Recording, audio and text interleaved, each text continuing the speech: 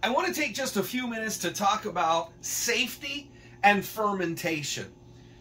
When we talk about food preservation and food sustainability, one of the things we talk about is fermentation, and you might be looking at fermentation for a number of reasons other than sustainability. Adding fermented foods and drinks to your diet can certainly help you with your health and help to improve your health. This is certain. But there are also risks that come with fermentation, and especially if you're new to it, knowing what to look for, and sometimes there's just some uncertainty. So I want to share with you 3 steps that will make you safer and some things to remember that will help you start on the fermentation journey a little more carefully. Number 1, start with proven processes and recipes. Take, for example, kefir. You might be introducing kefir into your diet and you're finding that you're getting great results. So you want to try making it at home. Start with proven recipes, and I recommend some strong cultures. So you can go to a friend that already has some grains and the cultures necessary to start you on the kefir making journey. And by starting with strong cultures and proven recipes, you're going to produce a more consistent result and a product you can feel confident in. Another example would be kombucha.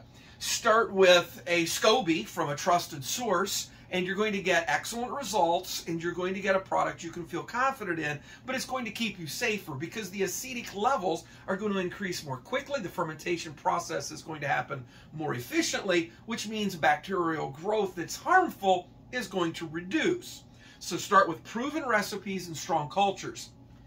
Keep your ingredients, step number 2, tip number 2, keep your ingredients safe. Start with clean, fresh vegetables and food products, especially early in the journey when you may be a little uncertain about what to expect visually, what to expect in regards to odors, and what to expect in regards to outcomes with your ferments. It's difficult sometimes to look at a ferment and say, yeah, that looks healthy. And so start with clean, fresh produce, fresh vegetables. That's going to help you to eliminate risks within the ferment.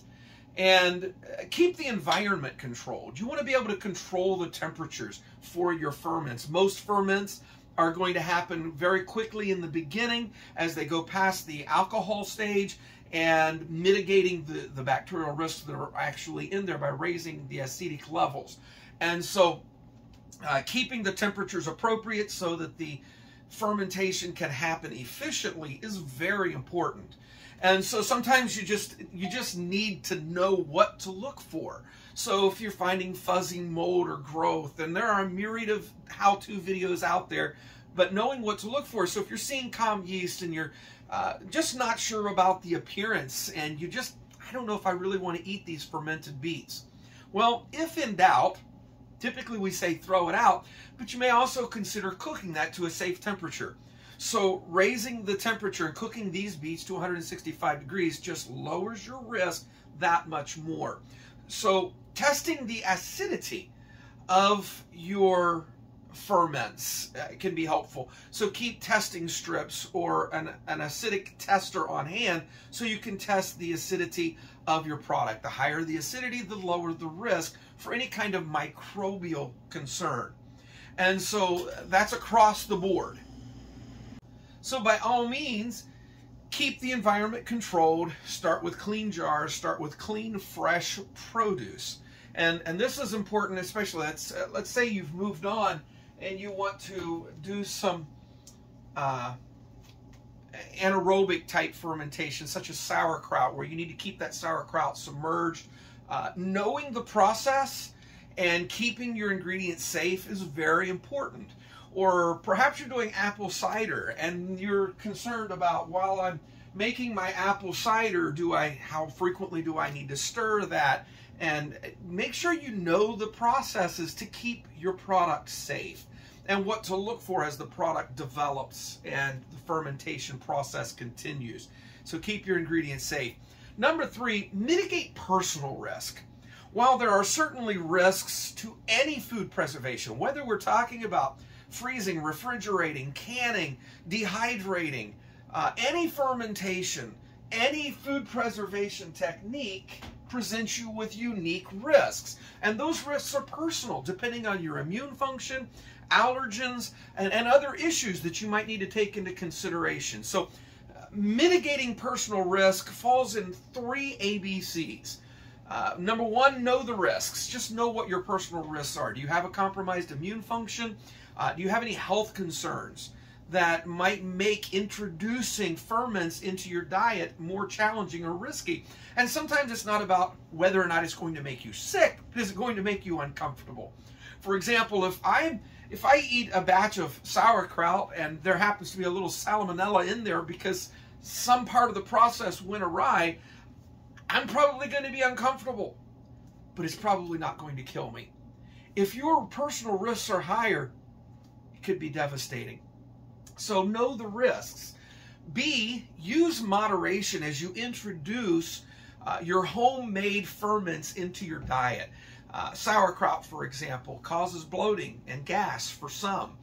Eating the fermented beets, for me, at first, just caused a little bit of discomfort in my mouth, the acidic level. And when I tested the acidity, I found the acidity was considerably high early on. And so for me, the longer they sit, the more palatable the beets become and the more I enjoy them.